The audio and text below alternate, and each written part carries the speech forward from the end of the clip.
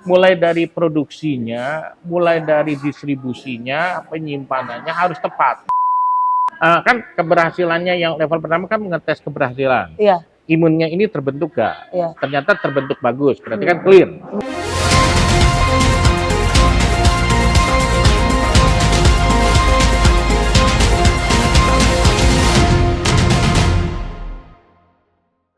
Dr. Benyamin Kristianto adalah seorang dokter sekaligus pemimpin di bidang kesehatan dan politik yang memiliki rekam jejak panjang dalam pelayanan masyarakat, manajemen rumah sakit, dan kegiatan sosial.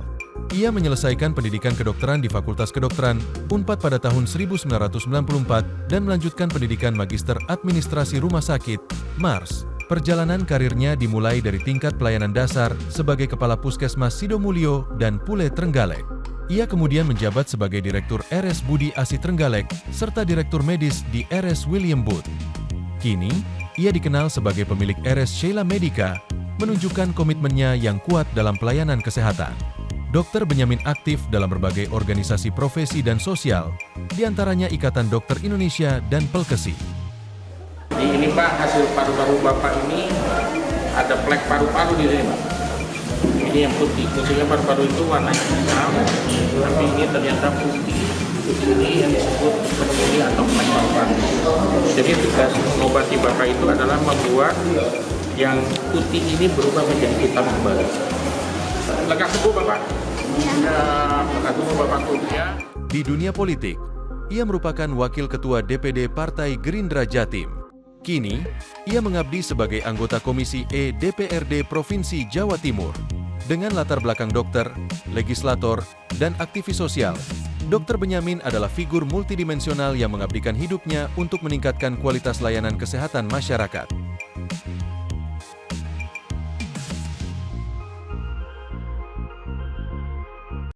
Assalamualaikum warahmatullahi wabarakatuh. Salam sejahtera Tribuners. Kembali lagi bersama saya Cindy dalam podcast DPRD Jawa Timur Gebrakan Wakil Rakyat. Dan Tribuners, di episode kali ini, di sini kita akan membahas tentang salah satu tantangan besar yang masih terjadi di Indonesia, yaitu adanya penyakit tuberkulosis atau TBC. Ini saya akan bacakan datanya sebentar. Berdasarkan Global TB Report 2024, Indonesia itu menempati posisi kedua dunia dalam hal beban kasus TBC setelah India. Jadi India yang pertama dan kita yang kedua dengan kasus TBC terbesar. Diperkirakan terdapat 1.090.000 kasus TBC dan 125.000 kematian setiap tahun. Kemudian di Jawa Timur sendiri, Tribuners, dari data terbaru triwulan pertama tahun 2025 mencatat sekitar 23.310 kasus TBC.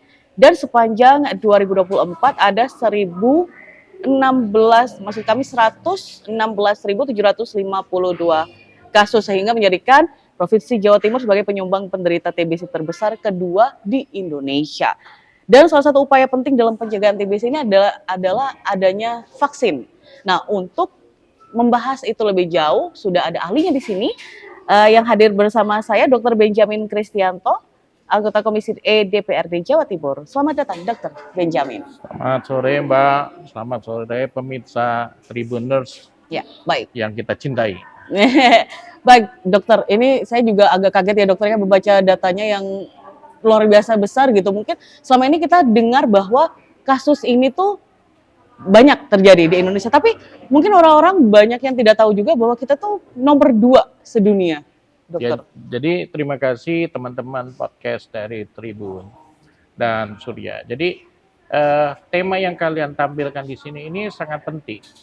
Kenapa pentingnya? Karena kita tahu di media-media sekarang ini ada tentang vaksin, lalu ditakut-takuti dengan hal-hal yang aneh-aneh. Hal-hal aneh-aneh misalnya soal Bill Gates datang dan segala macam. Iya, betul. Padahal tema yang utama di sini itu adalah sebenarnya kasus penyakit TBC yang demikian tingginya, dan Indonesia itu ranking kedua. Dari tadi seperti Mbak sampaikan dari India begitu ya, nomor satunya.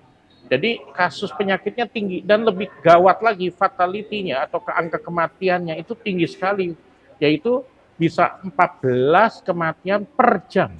Per jam? Ya, se-Indonesia. Maksudnya dalam skup Indonesia, bukan Jawa Timur. Gitu ya. Jadi angka kematiannya 14 kematian itu per jam itu kan dahsyat itu. Iya, betul. 1 jam mati 14, 1 jam mati 14 gara-gara TBC. Jadi angka kematiannya tinggi.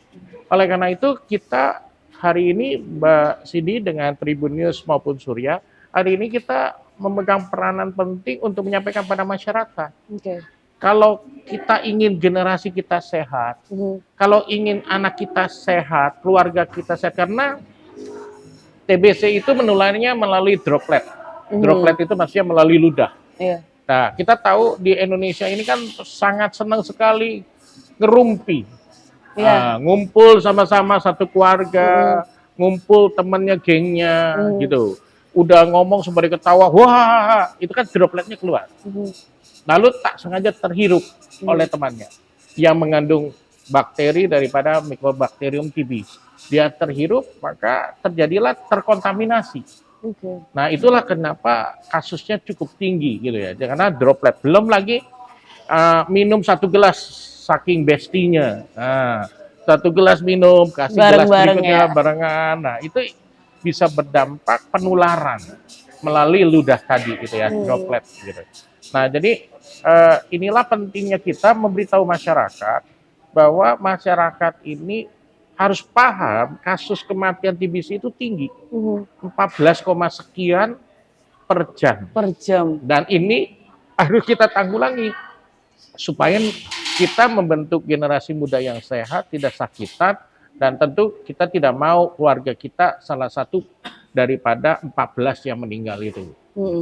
Baik, dan itulah tadi Dokter Ben, ini ada munculnya vaksin nih untuk DBC, itu seberapa penting sih Dokter Ben? Ya, jadi kita berkali-kali saya sampaikan bahwa preventif pencegahan itu lebih baik. Iya.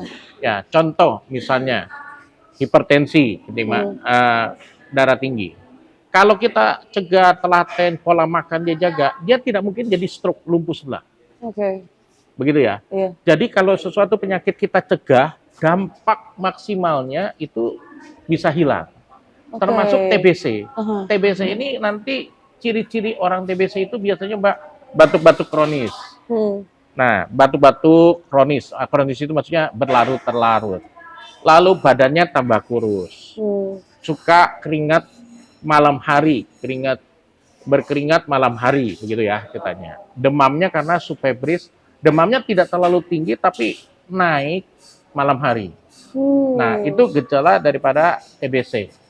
Nah, dulu itu TBC itu menular banyak di Indonesia. Kenapa? Mbah-mbah kita itu suka makan sirih, lalu dia meludah, taruh di kaleng. Oh iya. Oh, di kaleng? Ya, dia taruh di kaleng di pot gitu, taruh sebelah tempat tidurnya. Nah, ini bisa menyebabkan menyebar. Oh, I see. Dari lendir yang bekas putumnya tadi, lendirnya itu ditaruh, menyebarlah ke dalam satu rumah itu. Waduh, cucunya lewat bermain, mbak, ketularan dia. Anak lewat dan segala macam. Jadi preventif atau pencegahan itu sangat penting. Terus kenapa sih dokter, kenapa penting ini tadi disampaikan Mbak? Begitu dia sakit TBC dengan berat badan turun, sehingga energi dia hilang, dia tidak bisa produktif lagi, tidak bisa kerja. Iya, betul. Karena dia tidak bisa bekerja, nanti orang yang usia produktif ini, yang mestinya masih bisa kerja, akhirnya dia tergantung pada keluarganya. Berobatnya, walaupun TBC itu ditanggung oleh BPJS ya, jadi tapi berobatnya, wirawirinya dia tidak produktif lagi, jadi itu bisa berdampak besar terhadap ekonomi keluarga. Nah, oleh karena itu pentinglah vaksin, tujuannya mencegah supaya tidak terjadi penyakit itu. Dengan harapan berarti kualitas orang ini menjadi tinggi, produktivitas tetap terjaga karena dia tetap sehat. Oke. Kemudian dok, tapi kita dari kecil itu sudah ada beberapa kali vaksin ya itu, tapi menurut dokter itu kenapa angkanya dari kematian TBC itu masih begitu tinggi ya dok di Indonesia? Ya, itu juga yang kadang-kadang saya bertanya sama dinas kesehatan. Dari kecil bayi kita udah divaksin BCG namanya. BCG ya. Ya, tetapi kenapa kok angka kematian kita masih tinggi di Indonesia ini? Gitu. Jadi saya sering memberikan masukan pada dinas kesehatan maupun menteri kesehatan dengan jajarannya bahwa itu harus diperhatikan satu, mulai dari produksinya. Apakah vaksin yang diproduksi BCG itu benar-benar suatu vaksin yang berkualitas, benar-benar atau tidak gitu. Karena vaksin itu ada dua macam tipe, Mbak. Ada yang aktif, ada yang pasif. Aktif itu dia punya bakteri itu dilemahkan. Oke. Nanti dia secara aktif membentuk imun di tubuh. Oke. Ada yang pasif itu diambil sebagian organ dari bakteri itu. Misalnya bakteri itu berbentuk manusia misalnya, maka diambillah umpamanya telinganya, supaya menimbulkan daya tahan, atau tangannya begitu. Nah, yang ditakuti mestinya bahan yang mesti diambilnya itu bukan tangan atau telinga, misalnya pahanya, yang bisa membentuk antibodi lebih bagus, begitu. Ternyata salah ambil. Jadi produksinya, apakah vaksin ini benar-benar vaksin yang berkualitas atau tidak. Kedua, begitu diproduksi banyak, dia kan disimpan, Mbak. Apakah penyimpanannya benar? Karena vaksin ini kan nggak boleh bakteri yang ada di sana, kalau yang bentuk aktif ya, tidak boleh sampai bakterinya mati. Jadi dia harus tetap di bawah suhu tertentu, yang tidak boleh terlalu dingin, juga tidak boleh terlalu panas, begitu. Jadi penyimpanannya bagaimana? Lalu setelah diproduksi dari Jakarta misalnya, kan dikirim umpamanya ke Jawa Timur. Nah, distribusinya bagaimana? Ya, pada saat pengirimannya ternyata pakai lama, pengirimannya panas di mobilnya atau apa, kan hasilnya jelek lagi. Begitu. Dari provinsi ini distribusi lagi ke kabupaten. Dari kabupaten atau kota distribusi lagi ke puskesmas. Dari puskesmas dibawa lagi ke posyandu. Berarti distribusi ini pegang peranan. Nah, terakhir itu adalah soal vaksin, cara pemberiannya. Apakah benar itu IM atau subkutan, cara pemberiannya itu? Karena kalau salah pemberiannya itu salah, cara pemberiannya salah, tentu akan hasilnya juga salah. Gitu. Jadi banyak komponen, Mbak, yang mempengaruhi keberhasilan suatu vaksin. Iya, maaf Dok, itu cara pemberian itu yang seperti apa Dok maksudnya? Cara pemberian, misalnya kan IM itu masih di otot atau ada yang subkutan. Harusnya di sini, tapi ternyata di sini gitu ya. Oke. Kedalamannya, Mbak, ada yang subkutan itu artinya di bawah kulit dicubit, terus disuntik, itu namanya subkutan di bawah kulit. Ada juga yang IM itu maksudnya di ototnya, misalnya di stetoid atau di bokong misalnya gitu. Itu namanya intramuskuler atau melalui ototnya, begitu ya. Oke Dok, dan untuk mungkin yang bagi Tribuners yang masih awam sekali Dok, mungkin tentang vaksin yang lagi diuji klinis ya berarti ini ya, untuk vaksin TBC ini mungkin bisa dijelaskan Dok? Ya, jadi info ke saya sekarang ini vaksin itu sudah sampai grade yang ketiga. Sampai grade ketiga, maksudnya grade yang pertama itu adalah vaksin itu dicoba secara ambil sat-sat kayak tadi ya, bagian tubuhnya atau apa dilemahkan. Kedua, diuji coba itu nanti kepada hewan.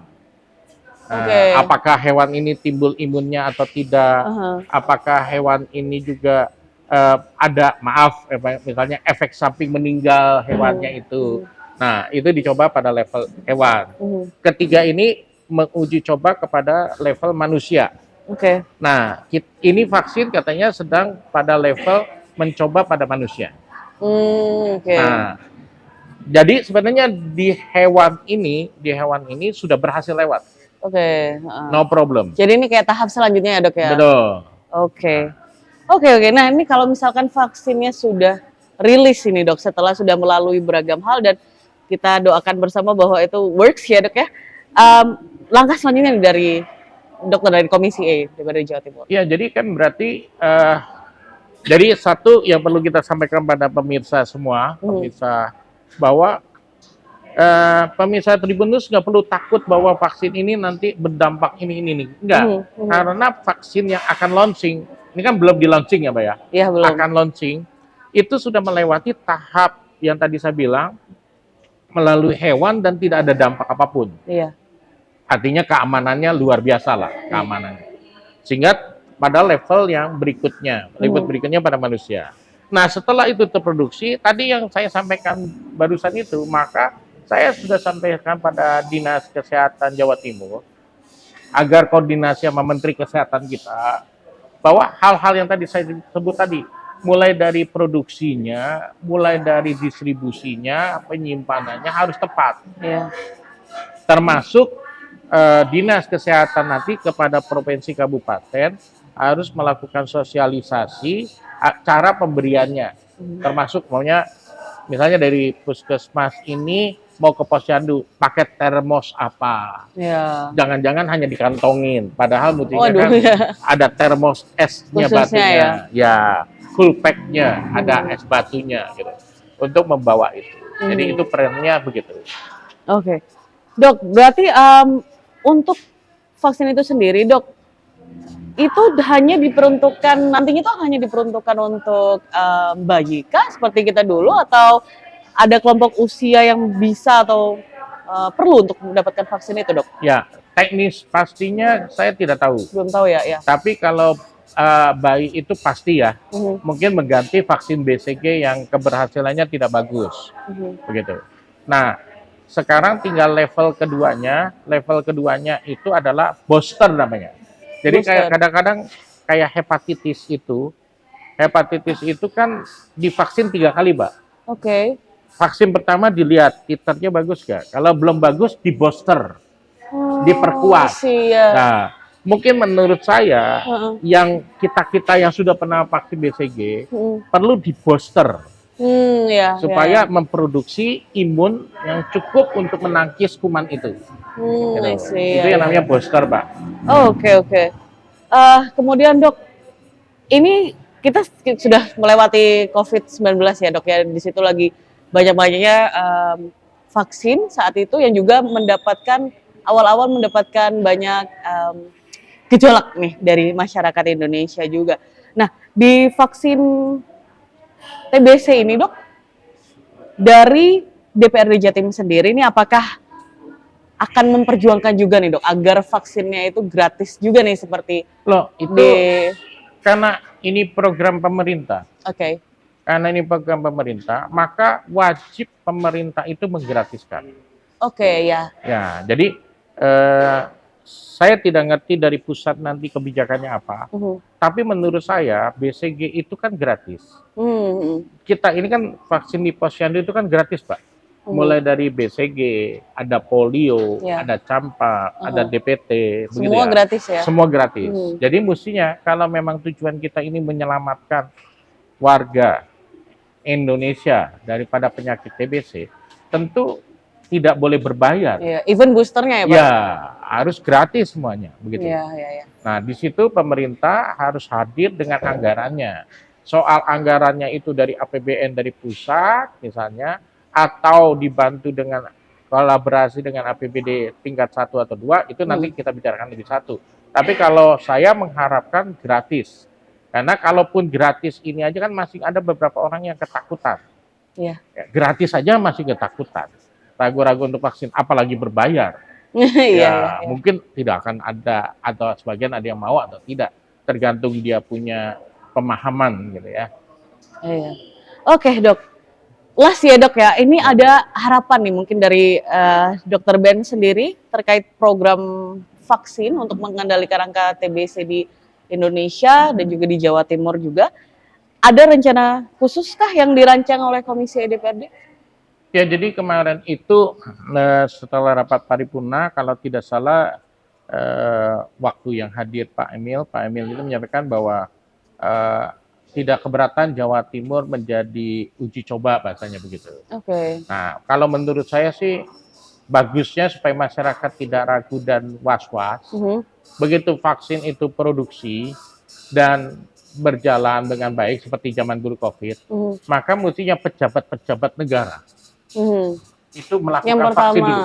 Ya. Oh iya, kayak dulu ya. Ya, Oke. termasuk di Jawa Timur. Jadi gubernur, Ya. anggota dewan, begitu-gitu melakukan vaksin pertama untuk meyakinkan pada masyarakat bahwa loh nggak ada masalah tuh, kita aja vaksin sehat-sehat aja, begitu ya ceritanya. Oh iya sih. Karena supaya masyarakat jadi tenang dia pada saat melakukan. Karena kan seperti zaman dulu COVID itu kan dihubungkan dengan segala macam, misalnya ada microchip lah, ada apa, ada apa. Tapi kan buktinya setelah COVID-nya hilang kan chipnya itu kemana, kan nggak ada juga begitu. Artinya Tidak terbukti ya tidak ketakutannya terbukti. masyarakat ya, Dok. Artinya kan memang tujuan vaksinnya itu menyelamatkan daripada masyarakat, begitu kan katanya. Jadi kalau menurut saya yang harus dilakukan adalah sosialisasi kepada masyarakat, tidak perlu takut dengan diberikan contoh pejabat-pejabat ini melakukan vaksin duluan menurut saya supaya menenangkan mereka gitu ya. Oke, baik. Dok, mungkin untuk rilisnya sendiri, info lebih lanjutnya, Dok? Rilis pastinya sih saya belum tahu ya, karena uji in vivo manusia itu kan butuh waktu cukup lama, mungkin 6 bulanan begitu ya ceritanya. Nah, mungkin kita tunggu 6 bulanan ini karena kan yang tadi disampaikan Mbak, ini kan sebenarnya kalau uji keberhasilannya kalau dia sudah sampai level ketiga, mestinya itu keberhasilannya udah bagus. Makanya kan diterusin lagi. Apa ada level selanjutnya lagi apa sudah ya Dok itu berarti? Kan keberhasilannya yang level pertama kan mengetes keberhasilan. Iya. Imunnya ini terbentuk gak? Iya. Ternyata terbentuk bagus, berarti kan clear. Yang pertama. Kedua itu kan bukan soal keberhasilan efisiensi atau efektivitas saja. Ada efeknya, tapi efek sampingnya bagaimana? Makanya langkah kedua kan dicoba kepada hewan. Nah, untuk dicoba ke hewan itu kan efek samping itu kan kadang-kadang kita butuh waktu kan Mbak? Iya. Memang kan ada namanya alergi hipersensitif, itu ada yang tipenya immediately cepat sekali, begitu Mbak misalnya saya suntik habis itu Mbak langsung reaksi itu yang reaksi cepat gitu. Tapi ada juga setelah sampai rumah baru gatal-gatal. Ada juga 2-3 hari kemudian baru rasa kok perut saya nggak enak, badan saya nggak enak, misalnya begitu. Nah, jadi pada saat meneliti efek samping ini butuh waktu.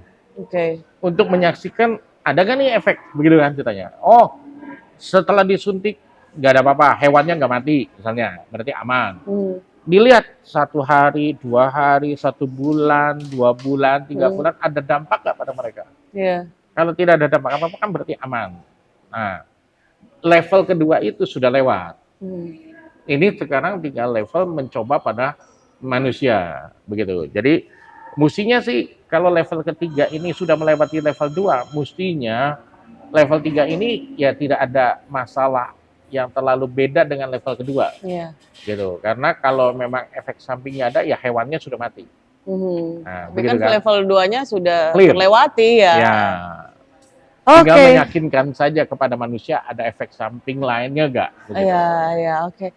Baik, Dok, terima kasih banyak ini tentang informatif sekali tentang vaksin TBC ini, dan seperti harapan dari Dr. Ben juga bahwa masyarakat kalau bisa sih jangan terlalu takut ya. Bisa dicoba dulu seperti yang zaman di COVID dulu, mungkin dari kepala-kepala daerah dulu yang mencoba supaya masyarakatnya, warganya ini juga tentram, tenang gitu. Nggak apa-apa kok sebetulnya, demi kebaikan bersama juga, karena bukan individu kan, itu vaksin ini juga baik untuk sekeluarga, orang lain juga, orang-orang terdekat kita, orang-orang tersayang kita, bukan hanya melindungi diri kita sendiri. Betul. Begitu ya Dok ya? Jadi kalau ada orang yang takut ataupun, sebenarnya di Jawa Timur ini sudah ada aplikasi Bu. Aplikasi ada. Kita bisa self assessment, menilai diri sendiri ada gejala TB atau enggak. Kalau nggak salah namanya ATB, kalau nggak salah ya. Jadi udah ada aplikasinya itu untuk mengenal. Contohnya misalnya ada pertanyaan yang ditakutin kan gini, masyarakat ini yang ketakutan. Makanya saya sering kali sampaikan pada masyarakat juga, misalnya ada pertanyaan, apakah ada batuk-batuk begitu ya. Orang itu, jangan-jangan nanti saya dikarantina, jangan-jangan saya begini, malah dijawabnya tidak ada. Nah, itu yang sebenarnya menurut saya teman-teman atau masyarakat tidak perlu takut. Karena kalau kalian berbohong, kalian ini akan mencelakai satu keluarga kalian. Karena kalian menularkan penyakit itu kepada satu keluarga. Jadi, be honest, bicara aja apa adanya. Honestly, saya memang batuk ya batuk. Supaya apa? Karena TBC ini 90% Mbak, 85-90% disembuhkan total. Bisa itu? Ya, asal ketemunya dini. Maksudnya pada step awal. Jadi kalau dia baru batuk-batuk, selama batuk-batuk ini belum sampai badannya lemes, tidak ada komplikasi manapun, 80-90% itu kesembuhannya total, begitu. Nah, artinya nggak perlu takut. Malah dia menyembunyikan, akhirnya telat, akhirnya berdampak pada dirinya dan keluarganya. Gitu. Oke, baik. Terima kasih banyak Dr. Ben atas waktunya juga, atas informasinya juga, dan Tribuners, semoga nanti dengan rilisnya vaksin ini bisa membantu kita semua juga akan menjaga diri kita dan juga orang-orang tersayang dan terdekat kita. Baik, saya Cindy, dari podcast DPRD Jawa Timur Gebrakan Wakil Rakyat pamit undur diri. Sampai jumpa di episode selanjutnya.